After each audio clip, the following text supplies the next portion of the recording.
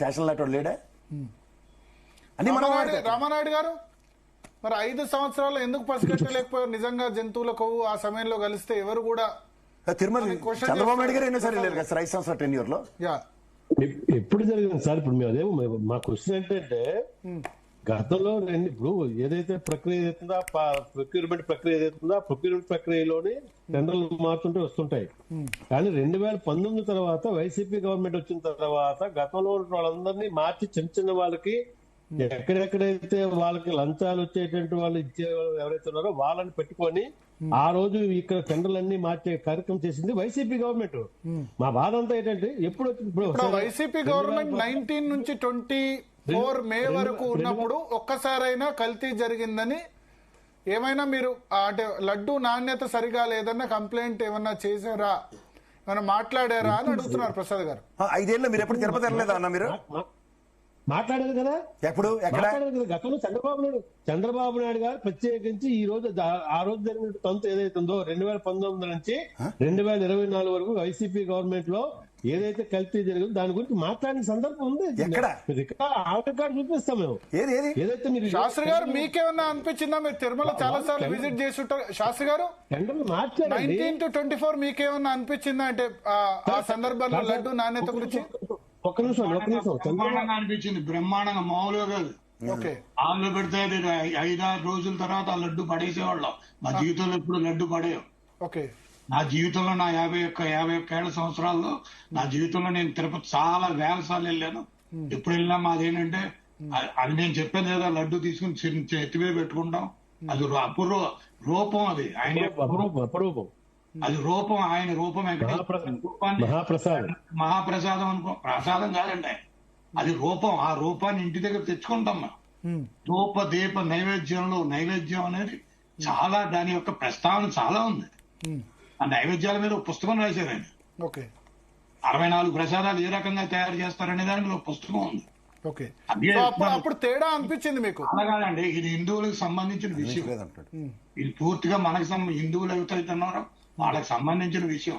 ఇది పార్టీలకు సంబంధించిన విషయం కాదు, ప్రభుత్వానికి సంబంధించిన విషయం కాదు. మనం ముస్లిం లాగా మసీదులో ఏం జరిగింది, వాళ్ళు ఎలా పెడతారు, నీళ్లు ఎలా ఇస్తారు, అదేం డిస్కస్ చేయట్లేదు. ఒక క్రిస్టియన్ చర్చ్ లో ఎలా జరుగుతుందో అది మనం చర్చ్ డిస్కస్ చేయట్లా. అది వెళ్ళిపోతే నేను అందుకే చెప్తాను, దిక్కుమాలని ఎవడో బ్రిటిష్ వాడు వెళ్ళిపోతే లెఫ్ట్ సైడ్ పాకిస్తాన్ అన్నాడు, రైట్ సైడ్ బంగ్లాదేశ్ అన్నాడు, మధ్యలో ఎండోమెంట్ యాక్ట్ అన్నాడు.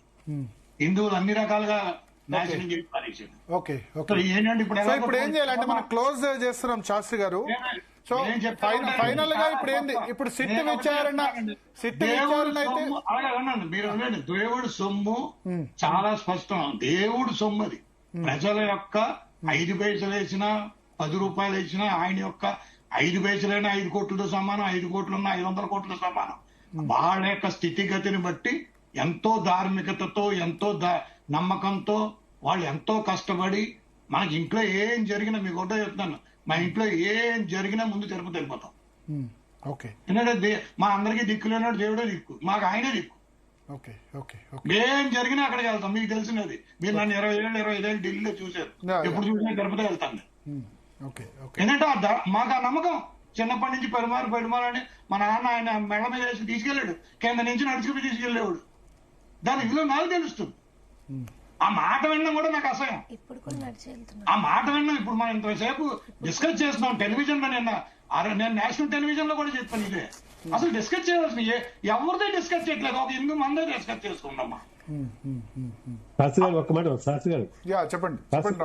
ఇప్పుడు విదేశాల నుంచి వచ్చినటువంటి వాళ్ళు, దైవ భక్తులు ఎవరైతే వెంకటేశ్వర స్వామి దగ్గరికి వచ్చినటువంటి వాళ్ళు హ్యూజ్ అమౌంట్ వస్తుంది. నేను విన్న కాడికి వాళ్ళకి టైం లేక 1,00,000 అవ్వచ్చు, 2 లక్షలు కావచ్చు, బాబు ఎంతైనా పర్లేదు బాబు దర్శనం ఇప్పించండి, మేము వెయిట్ చేయని పరిస్థితిలో లేవు అనేటువంటి పరిస్థితులు చాలా చూసామండి. మేము ఎమ్మెల్యేగా మా దగ్గరికి లెటర్లకు వచ్చి మాకు దర్శనం ఇప్పించండి అనేసి ఎంతో ఆ దేవదేవుని కలుసుకోవడం కోసం రికమెండేషన్ ఉద్యోగానికి ఏ విధంగా అయితే రికమెండేషన్ అంత రికమెండేషన్ జరిగేటువంటి పరిస్థితి ఒక వెంకటేశ్వర స్వామికి ఉంది.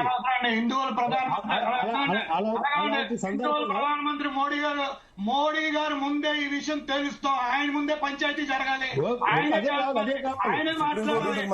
మాట్లాడతాడు, ఆయనకి ఈ విషయం తెలుసాలి, ఈ విషయం తెలుసాలి, ఆయన ప్రధానమంత్రి తెలుస్తాడు.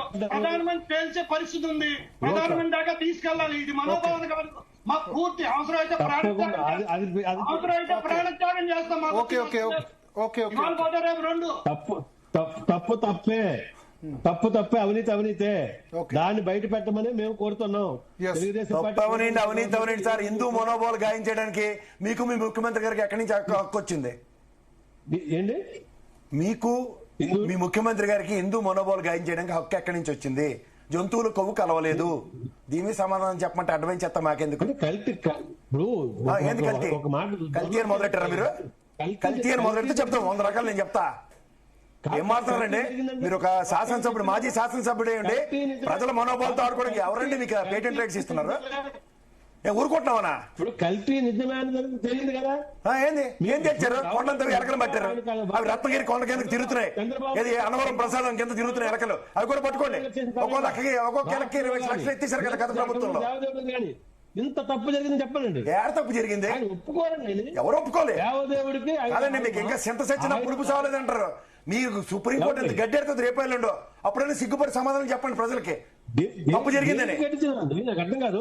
ఏంది మీరు ఉలికిపడే ఎవరంటే ఉలికిపడేది? హిందువులు ఏంటో చూపిస్తారు ఒక్కొక్కడు. అది హిందువులు హెడ్ క్వార్టర్స్. వైసీపీ పార్టీకి వక్తాస్పదంగా రాకండి మీరు. ఎలానే వైసీపీ వక్తా చేయండి? ఎందుకు పుట్టుకు పట్టలేదా మీరు? ఎందుకు పుట్టుకు పట్టి ఏం మాట్లాడారు? నేను అర్థం ఉందా మీకు? రికమెండేషన్ లెటర్లు ఇస్తారా దేవుని దర్శించుకోవడానికి? కానీ ఏం మాట్లాడారు? తల తోక లేకుండా ఎత్తిరిందంటే దూర కట్టేసి బ్యాచ్ మీరు తల తోక ఏముండదా? వైసీపీ పార్టీ తాలూకా చర్యలు. వైసీపీ ఏంటంటే బాబాయ్, తిరుమల దేవస్థానానికి సంబంధించింది. తిరుమల తిరుపతి లడ్డు కాయకి వైసీపీ ఏంటి చేస్తుంది? ఇచ్చారు కదా 2 సంవత్సరాల దగ్గర అవుతుంది ప్రభుత్వం వచ్చి. ఏం చేస్తున్నారు? చార్జ్ షీట్ లో పేరు పెట్టుకోవడం రాదు. మీకు అలవాటు కదా, ఓటుకు నోటు కేసులో మీ నాయకులు పేరే లేకుండా చేసుకున్నారు కదా, అది అలవాటు అయిపోయింది. అలవాటు పడిన ప్రాణాలకు ఎలా ఉంటుంది? ఏ గవర్నమెంట్ అయినా సరే గవర్నమెంట్ ఏం చేస్తుంది? ఎవరు మీరు ఇన్వాల్వ్ అవ్వడం కదా? హిందూ ధార్మిక సంస్థలు అవి. ప్రభుత్వ ఇన్వాల్వ్మెంట్ ఏ ప్రాంతం ఉంటాయి? ఎండోమెంట్ యాక్ట్ అలాగే నేను కూడా చెప్తా. 2 పంతులు కొట్టుకుంటే ఈ వైపు చేర్చమన్నాడు. ఈ నెయ్యి చెత్త చెదరలు ఇన్వాల్వ్ అవ్వాలని చెప్పలేదు. Endowment act చదువుకున్నాండి. 2 పంతులు కొండమి కొట్టుకుంటే తమ్ములు ఎడవడానికి మాత్రం ఈ ఉంటుంది అక్కడ. రోజు అక్కడ కూర్చొని పీఠాధిపతిలో కూర్చోవడం కాదు అక్కడ. తెలుసుకోండి ఫస్ట్. మీరు అరే ఏంటి వస్తా సార్ తిరుమల గురించి మాట్లాడే వైసీపీ నాకు అర్థం కాదు. ఉండదు ఇప్పుడు బీఆర్ ఉండదు కదా, ఏం చేస్తాను కనుక్కోండి. ఆ గవర్నమెంట్ ఇష్టం అంటే ఆ నాయకుడు ఇష్టం ఉంటే ఆ ఇష్టంతో ఏం మాట్లాడే సరే ఎవరండి మిమ్మల్ని ఎన్నుకోరా మీ నియోజకవర్గంలో?